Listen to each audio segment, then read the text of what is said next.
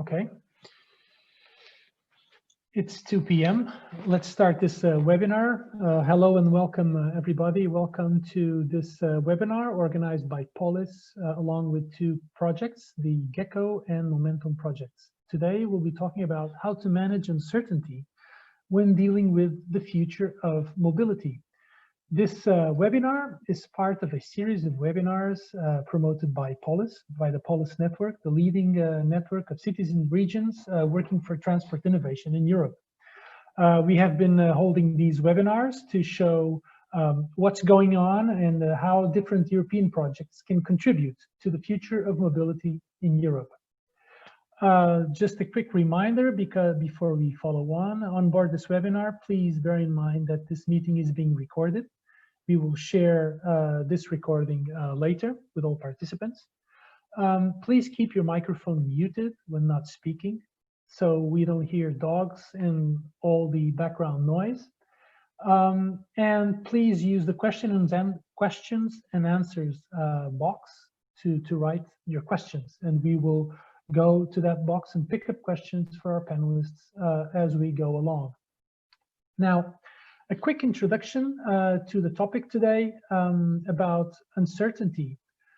Now, what can we know about uncertainty when we look back at the future of urban mobility?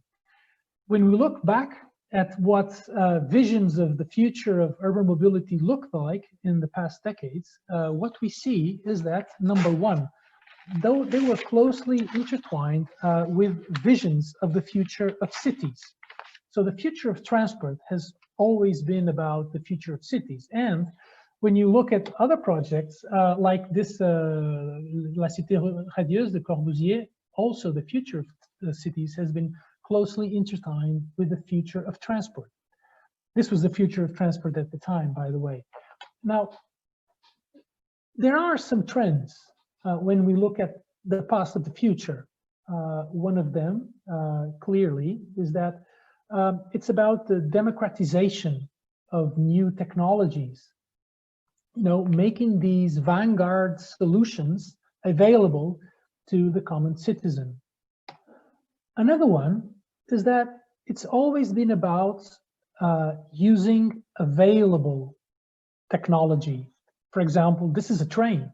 They had trains in the early 1900s, obviously, maybe not with this design, but they had trains already. So it's using available technology also. It's also maximizing the use of the means that already exist, making them bigger, making them be used by more people, making them be used in more situations. And we have this sense, this feeling when we look back at what others expected of the future, this sense of familiarity. Maybe this is not exactly as Space 1999. We're not in the middle of space with spaceships, but there's this eerie feeling of familiarity. There will be no escape in the future from telephones. In its final development, the telephone will be carried about by the individual, perhaps as we carry a watch today. So this is 1953. So these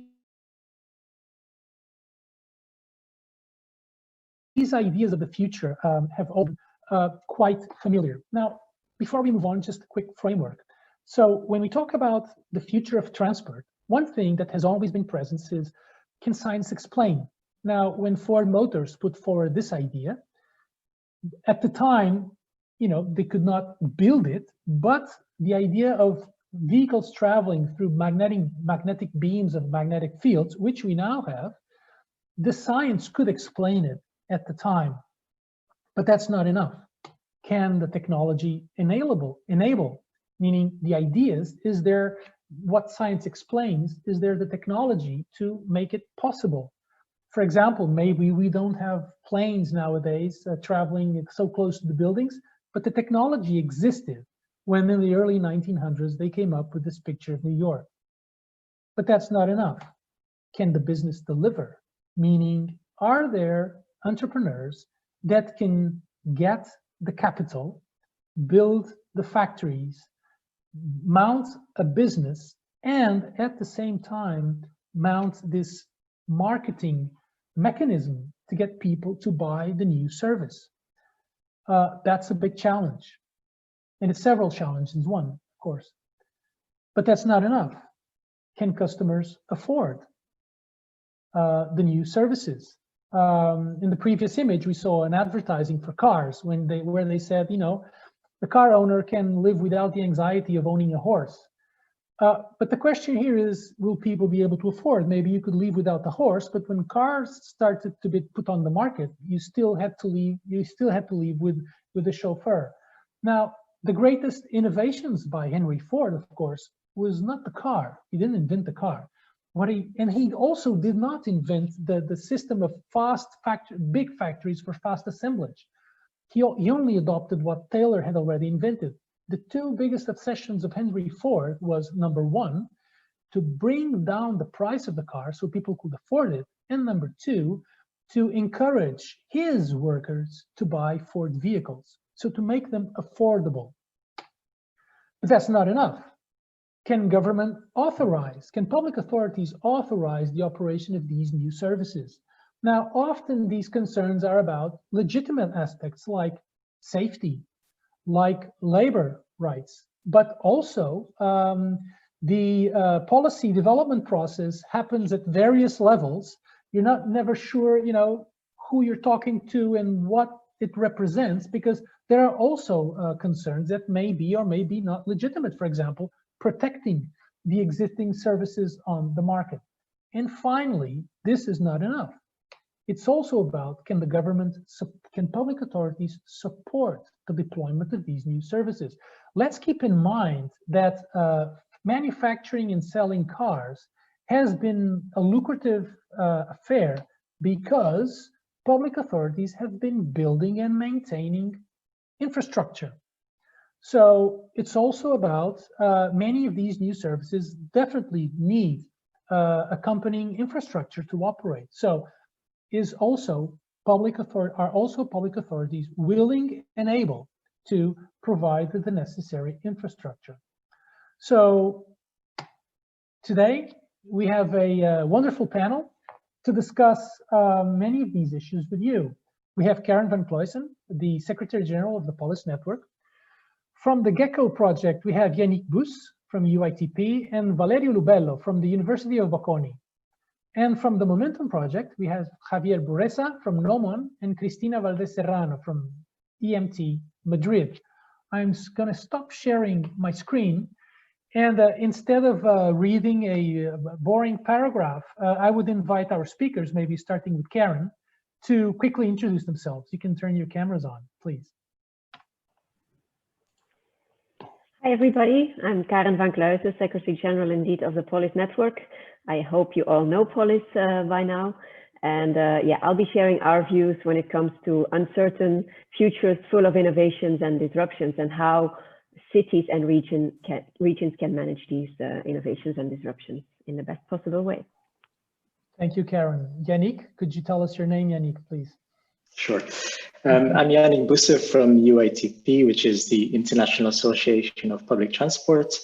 And I'm also the project coordinator for the GECKO project, which is about how we can improve regulation for new mobility solutions.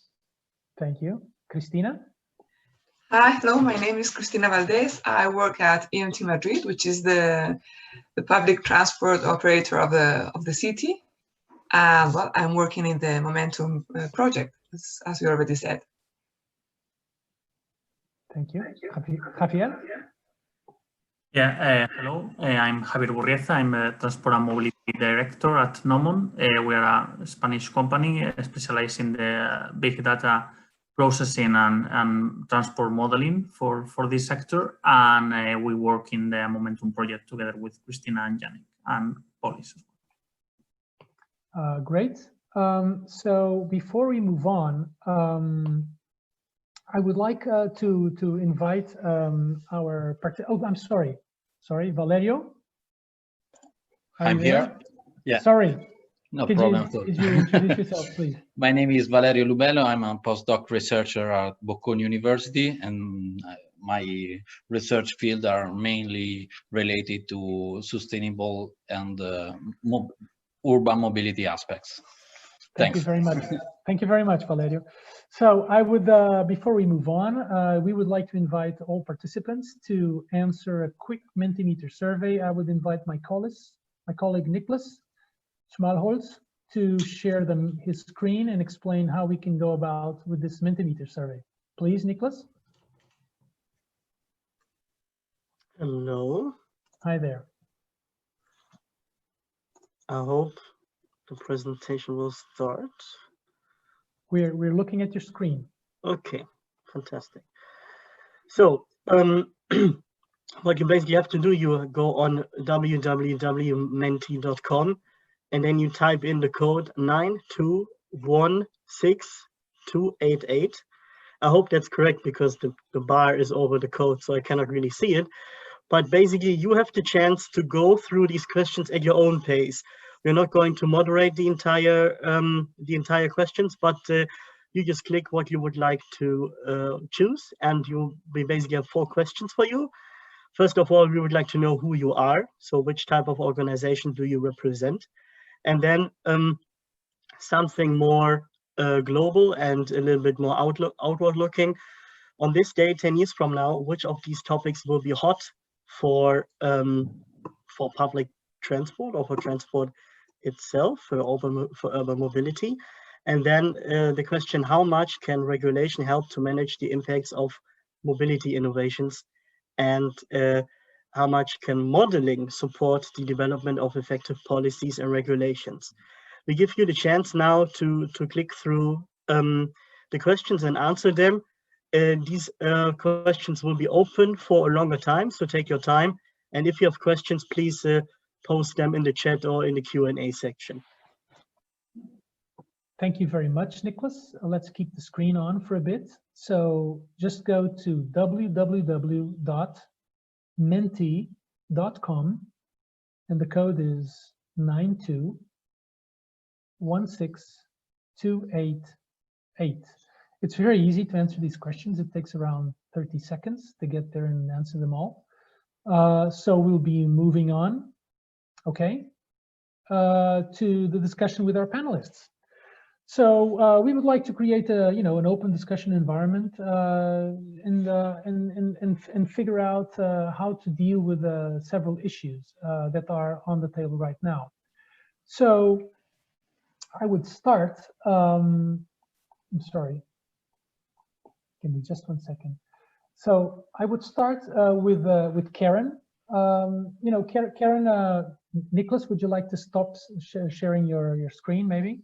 Okay. Yeah, I would just like to remind you that we also have the chance to, for GECKO and Momentum, to present the projects. Oh, I'm sorry. Yes, sorry. We start with the GECKO, right? I'm sorry, I missed this one. Yes. Sorry, I missed this one. So who starts with the show by presenting GECKO? That is Yanick. Yanick, please go ahead. Floor is yours. I'm sorry.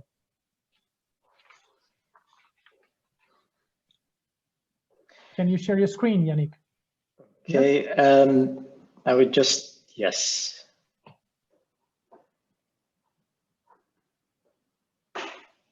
Okay, and I will just enlarge that. Okay, so I'll be talking to you today about our GECKO project for this webinar. First, a little bit about the context of this. This project was shaped in the context of new mobility solutions, the technology services which are coming into the market, and there is a rapid proliferation of these services and technologies. And what we can see is this is especially the case in the mobility sector, and this has been in the case for so well passenger as freight transports also. And sometimes what we notice is that there are inexistent or inadequate regulatory frameworks to deal with this. So regulators can sometimes struggle to keep up with the rapid development of these technologies, or regulations have been quite model specific and does not go far enough to address issues just beyond just the mobility sector, such as health, safety, or other transversal aspects. So within this project, what we have seen is how can we make the most out of these disruptions? We could use this by implementing the right regulatory framework, and also having the right conditions for cooperation between public authorities, industry, business, and operators. And that's where this project comes into place, which is GECKO. Related to these new mobility solutions, we have looked into a number of innovation categories. So you can see them here on the screen at the moment. This has been largely divided into connected, cooperative, and automated mobility, infrastructure, network, and traffic management, MaaS and MaaS platforms, and shared and on-demand mobility. And then within this, we have a number of innovations, particular cases which we have been also studying, for example, passenger urban air mobility, or specifically bike sharing, or ride hailing, and so on. Then in one of the next steps, once we looked at the regulations, then we collected these regulations, and at the moment we have collected over 130 regulations which are related to new mobility solutions. And as you can see from the map on the left-hand side, this has mainly been focused on Europe, but also globally in North America, in the US, Canada, but also further Brazil, Saudi Arabia, China, India, Japan, Singapore, and also Australia also. And you can see on the right-hand side, we have collected these regulations along a number of different new mobility innovations and cases there. Another topic that we've been looking into is the cooperation between public and private parties. So there are cooperation models existing related to this field between these two parties. And it could be the case that there is a contract made between the public and private party, which is a very clear framework in how they can operate, maybe sometimes also a bit rigid, but on the other side, it could be chosen to have something maybe a bit more flexible between the two parties, such as a memorandum of understanding, and that also gives the new mobility operator, the private party, the room to maybe grow a little bit and have some flexibility within that. Or there are also other cases where there is maybe no information being shared or information shared informally between these parties. So within our first year of the project, we have been able to collect a number of data and results that we have been more or less able to summarize this in this GECKO knowledge bank, which contains information about these new mobility services and technologies. What is the market analysis for this? How market ready have these services been, for example? Also, what are the business models related to these technologies and services? Some examples of public-private cooperation, and also some examples of how what has been the regulatory response to these new mobility solutions. So that was my last slide for the introduction, and I'm happy to discuss this more in our panel. I believe you're muted, Pedro. I can see. Okay. Great. No, I was just attempting to. No, I was really muted. Thank you. Thank you very much for the presentation. We will now move to the Momentum project. Who is presenting the Momentum project? Yeah, I am presenting. Yeah. Are you presenting, Javier? Go ahead. I'm sharing the screen. And you should be seeing my screen now? Yes, sir. Perfect. Okay. Okay, so I will do also a quick review of what the Momentum project is and what is our contribution. The motivation for the project lies in the emergence of all these new concepts, technologies, services, and solutions, some of them already addressed by Yanick in the presentation of the GECKO project, and that I think we can agree, all of us, that they are disrupting mobility nowadays, and it will be the same in the incoming years. The objectives of the project are to identify precisely which are the plausible future scenarios for the evolution of these solutions, to identify which changes in travel behavior do these solutions entail, to develop new models that forecast the adoption and the use of these new mobility concepts, and to integrate these models in transport simulation and planning support tools able to support planners in their task. Finally, a set of guidelines will be published for the practical use of all the methods developed in the project. Here you can see the overall approach of the project. Now we are more or less at the half time of it. So we have already passed through the identification of these future scenarios and main challenges. We are finishing now the development of new data collection and analysis methods for assessing these new mobility solutions. And we are moving now to the modeling phase. Finally, in the last year of the project, we will take care of the development of guidelines for policymaking.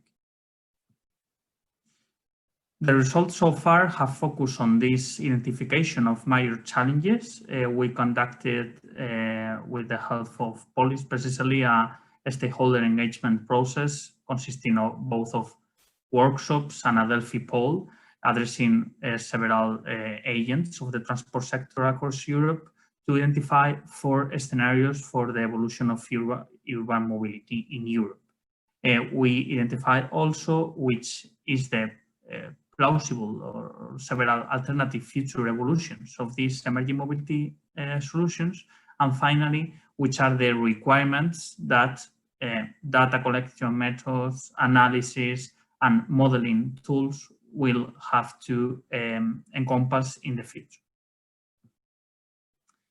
With regard to data analysis, we have focused on how to extract mobility patterns from the new big data sources that are available, specifically to identify which interesting aspects can be extracted from the longitudinal data sets that are nowadays available, such as mobile network data or the data that shared mobility operators produce during their operations, and also to characterize the new mobility patterns dropped by these new solutions.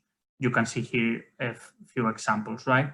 Which is the impact, for instance, of weather in the use of these solutions, or also aspects such as the affordability that Pedro has also addressed in the introduction of the webinar.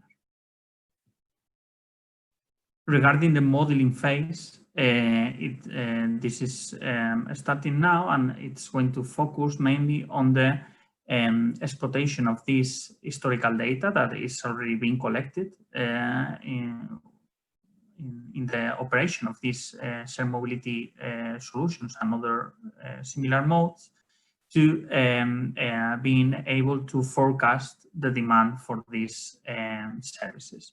Also, we are moving towards more disaggregated approaches in transport modeling that seem more suitable for actually simulating the user choices with regards to this new mode. And that was all. I hope that the discussion will be profitable today.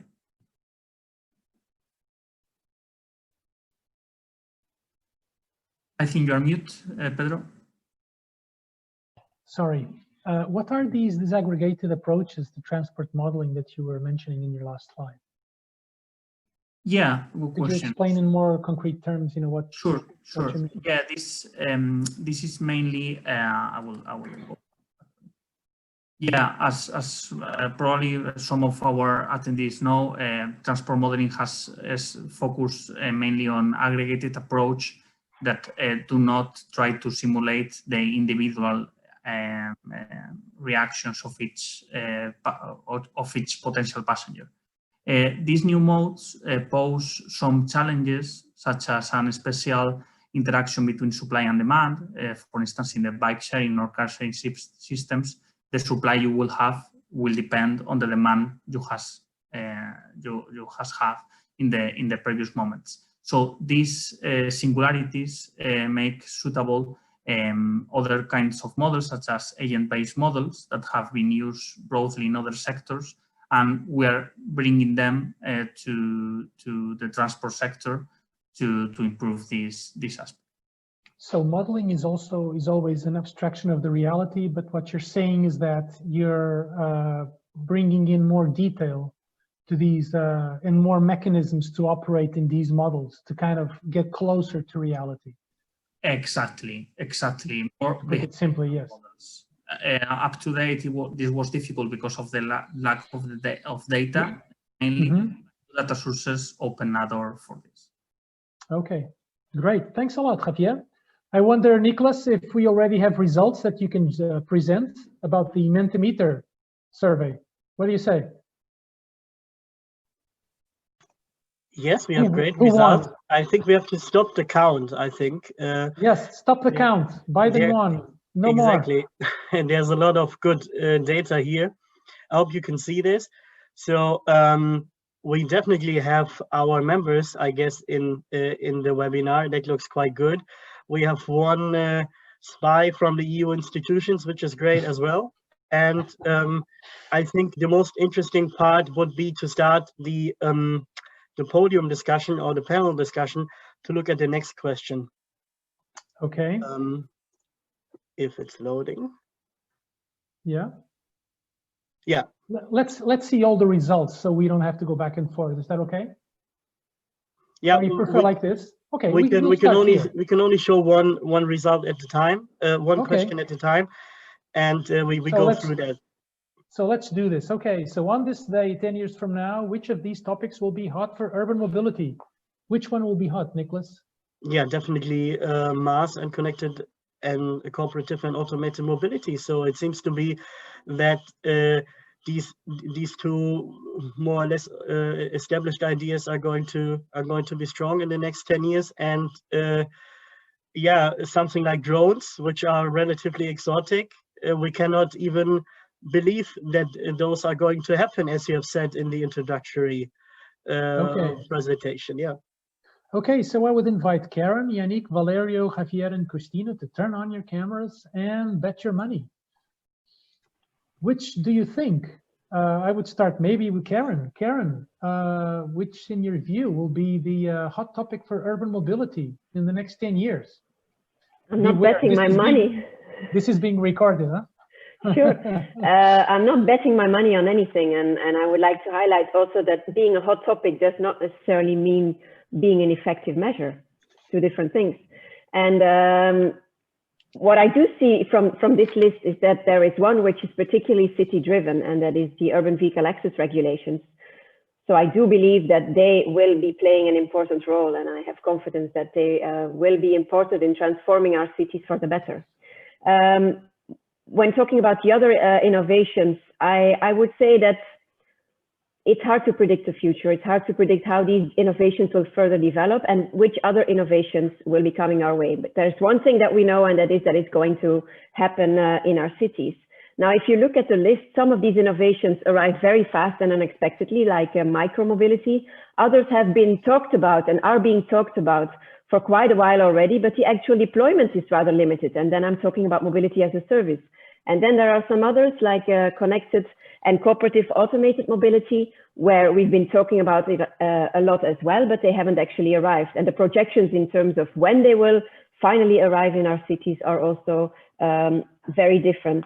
So the thing is, the future is actually highly unpredictable, and I don't think that's necessarily a bad thing. The question is how we will deal with that unpredictability, and I think that's something we'll be discussing further on in the panel. Okay, sure. Yanick, what about you? What will be the hot topic? Well, I think what we can see also is when looking into mobility, we can see in terms of scenarios, either we could have an integration of new mobility services and solutions, for example, with also with public transport to create a sort of hyper-efficient future mobility, which is also related to the regulation, which we can talk about. Or if we could also go along the line of, say, mismanagement of individualization of transport, which would really, you could say, put us into some kind of chaos into the transport system. I find it interesting there that automated vehicles was rated very highly.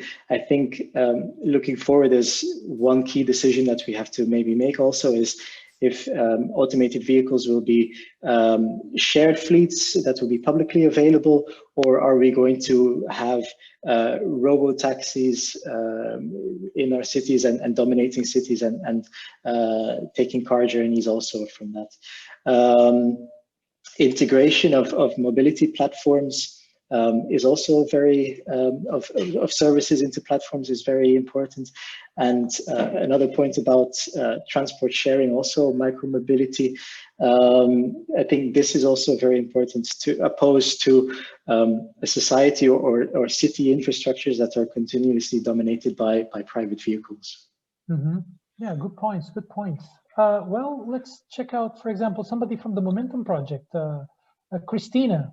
What do you think about what's the most disruptive innovation coming up and why? Well, let's see. I think we're talking about some a close future, maybe 5 years. We're talking about mass and mobility, micro vehicle sharing.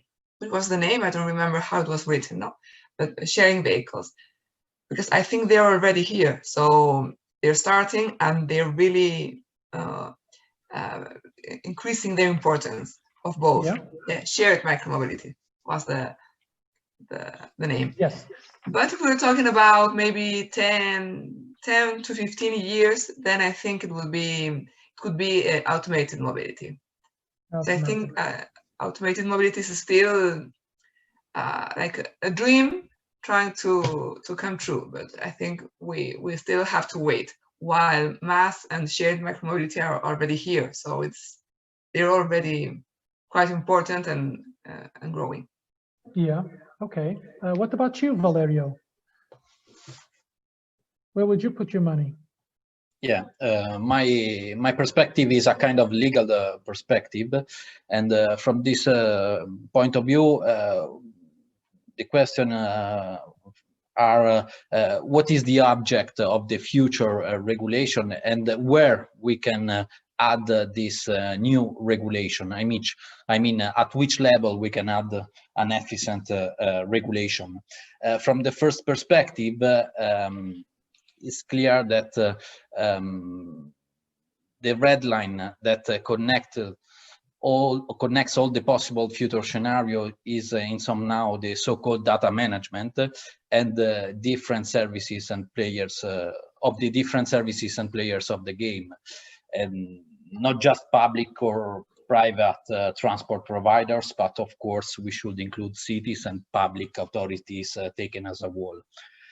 Following this path, data interoperability among different services and players will represent a central aim for the future of urban mobility regulation.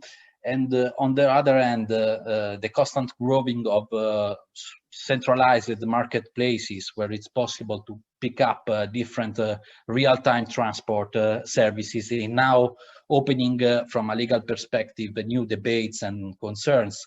In this sense, we can mention, for example, the need of the so-called platforms neutrality and the capacity, I would say, the risk to silent support certain services rather than other.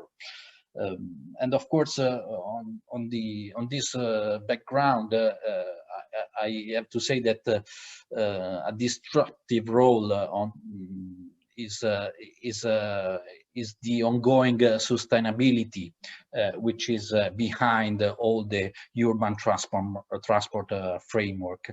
The energy transition, which is at stake, will have obvious impacts in the transport framework.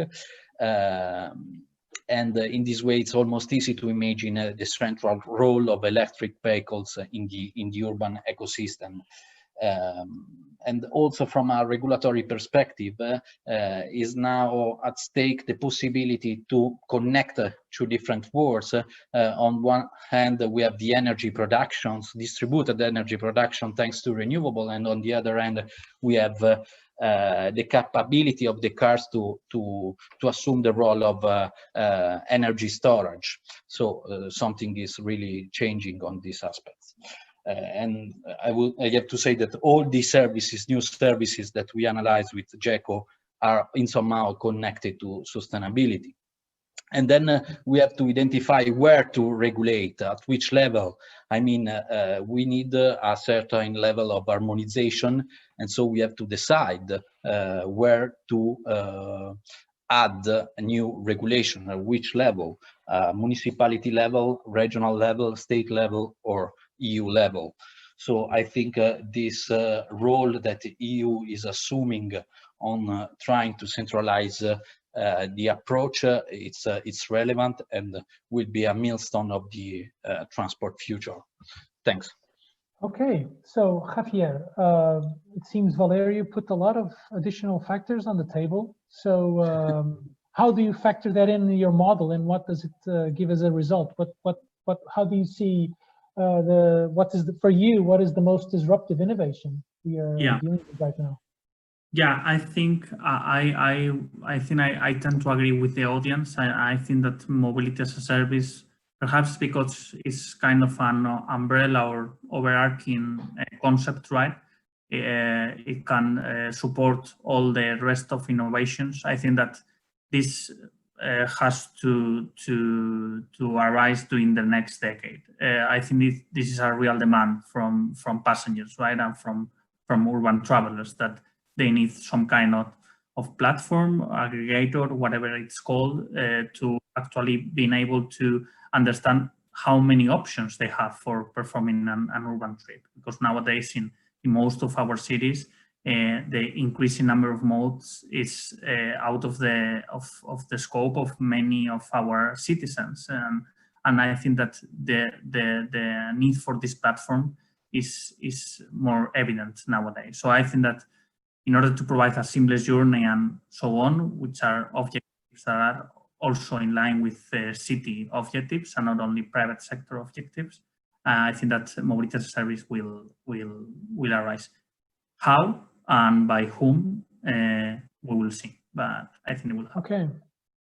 Okay. So before we move on, Karen, so you mentioned right at the start, the most hot topic isn't necessarily the most effective measure. And being the Secretary General of a network of cities and of public authorities, of cities and regions, you have been making the point in recent interventions that purpose. It's not about getting what just falls on our table. Is about knowing what we want. And are public authorities clear about what they want, would you say? I think generally the local urban mobility policies, sustainable urban mobilities, are driven by very clear challenges and very severe challenges that need to be tackled in the transport field. And that's also what is steering the interventions they make.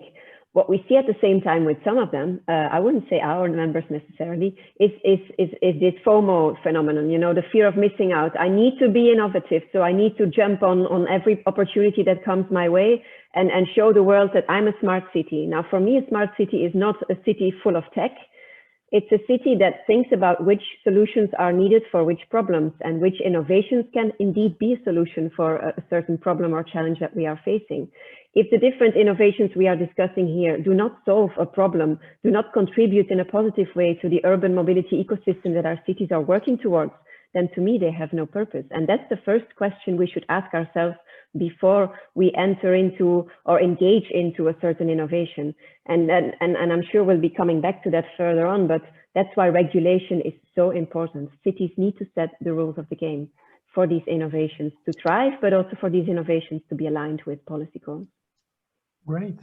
So I would have a question for Yanick, but we will check it. I would ask it right after Nicholas presents the results of the second question that we asked.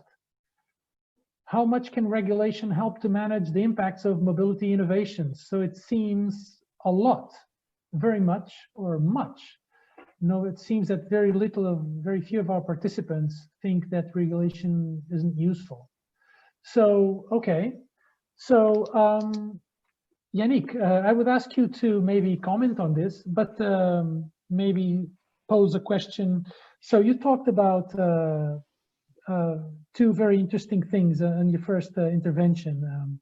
Is one, it's the hyper efficiency of urban mobility as a goal. We want to make it more efficient. We want to make it more sustainable, and that's something that should interest everybody. You also talked about the mismanagement of private mobility, which is pretty much what we've been dealing with over the past 7 decades, with the mismanagement of private cars who have pretty much taken over everything to create several problems for other modes, including public transport. Now, public transport operators do not regulate. Public transport authorities may regulate. So that's, we're talking about your members. How do you, speaking from the public transport side, how do you think that the regulation should be designed? With what purpose in mind? Is it to help sustainability? Is it to help public transport? Is it to do everything? How do you see it from the public transport sector? Okay. You mentioned the Public Transport Authority. I think there is a very important role to play there for the PTA. They have a role which is very useful in this case to look at different innovations and be able to see where they are, and also play I would say, kind of a link between the public transport operator and also the regulators and the authorities in the local state at the level of their operating, so regional, local, or national. So I really think PTAs can have an important role there, as they're also able to stimulate innovation and new mobility solutions also.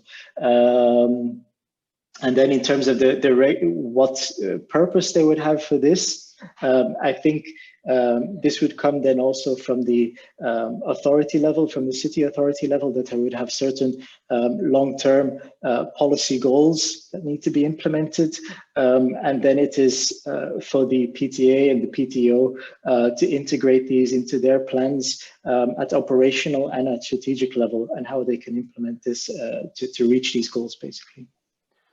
Okay, but one of the things that has been usually put on the table, and here with POLIS we defend it, is that, okay, so public transport is the backbone of urban mobility, and mobility innovation should support, the growth and the consolidation of collective and shared means of transport. That would include public transport. So would you say that it is it's a legitimate concern to think about when talking about regulation, that we should kind of nudge the private sector to support the public transport network?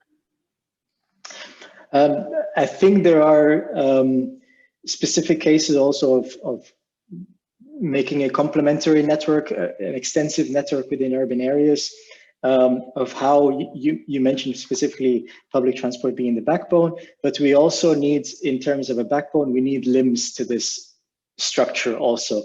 So with feeder routes from shared mobility feeding into public transport also, and then there could be regulation in place to gradually restrict private vehicles, and then also be in favor of sustainable modes, such as public transport, different new mobility services, shared mobility, automated vehicles, etc. Mm-hmm. Good. So maybe Cristina, thinking about the case of Madrid. So Madrid, EMT has the capability to manage the infrastructure in a way that favors the efficiency of public transport, but also to protect its operation. And when we talk about managing mobility innovation, supporting public transport and the sustainable mobility, when we talk about efficiency, how can regulation is definitely a way to help it out, not the only one, but how do you look at these things in Madrid? Because there's been some major exciting changes in Madrid. Well, let's see. Us as EMT, we really believe in that cooperation and cooperation between different modes is the clue. because we are not only bus operators, which is our main role, but we are also we also operate the bike sharing system. So let's say we could say we see both sides, no? A sharing system and massive collective public transport system.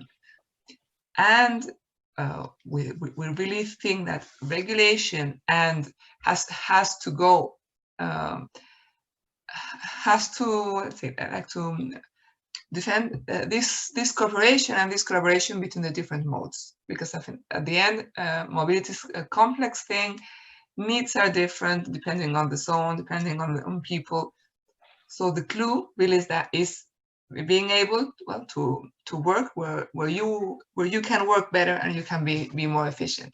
I think this is, and we also are working with a mass platform. I think it's 3 years ago or 4 we started. So we really want this integration and this cooperation, as already Yanick said, being, of course, collective transport systems, the backbone, because we cannot think on a different thing when we are talking about maybe 6 million trips per day. So you need this means of transport structure in the system. Okay, so thank you, Cristina. So I would, Valerio, I would pick up on what Cristina just said, that the cooperation between different modes is the key. Now, and that we have to see, you know, the several sides to it. So, you know, we've heard a lot of very frequently, we've heard these two expressions, you know, flexible regulatory frameworks, and on the other hand, on the other side, the carrot and stick. And so we're in a moment where in the transport, in the urban mobility sector, where at the one hand, we know that we want to support emerging innovation as long as it serves public goals. But we want, you know, there's this idea that you have to support emerging new solutions. But on the other hand, we want to nudge not only the users, we also want to nudge the private entrepreneurs to serve these public goals. Now, how do you do that through regulation? Well, easy question, huh? not easy, of course, but I think that we have to underline the importance of the case-by-case approach. This is in somehow obvious, but if we take, for example, the scooter sharing case or the Uber case, is now clear that there is a certain grade of regulation is necessary in order to avoid latent conflicts between the different stakeholders. From a legislative perspective, a regulatory perspective, I would say these phenomena are not collocated on an entry level of regulation. We already face concerns, and we have already relevant judiciary cases also in front of the Court of Justice in the case of Uber, that are in somehow indicating that the regulatory perspectives which are at stake. In other cases, such for example, mobility as a service, the role of regulation could be an incentive role to create an efficient growth of the different platform and ecosystems. Or for example, if we take the autonomous vehicles legislation, this approach of the case-by-case, it's clear, or it's almost clear. For every single level of autonomous technology, it's possible to observe different regulatory aspects. And so I think that the case-by-case is the only way for balancing the different crucial interests which are now in the game in the changing urban transport systems. Okay, so before we check out the answer for the last question, I would ask the question to Javier, then Nicholas shows the results, and then Javier would comment, please. So I would pick up again on what Valerio said, this case-by-case approach. Of course, when we ponder regulatory moves, we all understand that they will have practical implications. in how businesses can operate, and then what happens to the urban mobility ecosystem. Not only in terms of how the market behaves, but what actually happens in the streets. So, but the point is, there are so many variables at stake that it's really, and it's such a kind of a non-linear process where, there would so much interactions that we cannot really fathom when we think about each case, that maybe modeling could be useful there. I assume that's one of the ways to do it. So before Javier answers, I would ask Nicholas to share the results of the last question. Nicholas, please. And now everybody will say, no, modeling cannot help. Oh, no, that's not the case. Yeah, also very obvious, like the other question, yes. So people believe that, well, the participants in this session believe that modeling can support the development of effective policies and regulations. Now, Javier, would you tell us why and how? Sure. Well, I think that a useful approach to modeling in this uncertainty is to think that modeling has not necessarily the answer of how it's going to be with these new modes, but certainly has a set of answers. So I think that we should move for thinking of a predictive approach, and only a predictive approach, but rather an explorative approach. So think about models about something that give us several possible alternatives that we have to be prepared for. And this connects a lot with the topic of resilience, which is a backbone, I think, for the transport planning in the incoming years. Models have to be a tool that allow us to represent different alternative futures that we have to be prepared for. And this will help a lot, for instance, participatory processes, because if we go to citizens with different images of the future and the different images of the consequences that several possible measures will have, citizens will be then have more tools and more knowledge about the future they want for the city. So I think that models are a really powerful tool precisely for supporting these participatory processes towards defining which role we want for the urban mobility and which regulations we need for that. Mm-hmm. So a question to Karen then, and also then afterwards by extension to Cristina and Yanick. So Javier is talking about not modeling providing an answer. Obviously, that's for policy makers to come up with, but to come up with a set of answers with the possible alternatives, exploring possible consequences and implications. So you all, Karen and Cristina and Yanick, you all interact with decision makers and policy makers from the public sector. And do you think this is something that they need and that would that they would welcome? Yes, absolutely.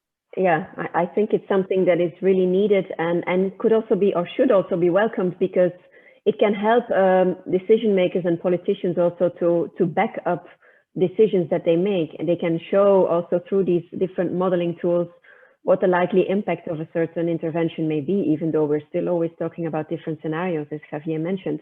But it can definitely be enlightening to look at these different possible futures and also help or involve citizens in the process of choosing the future that we want for our cities.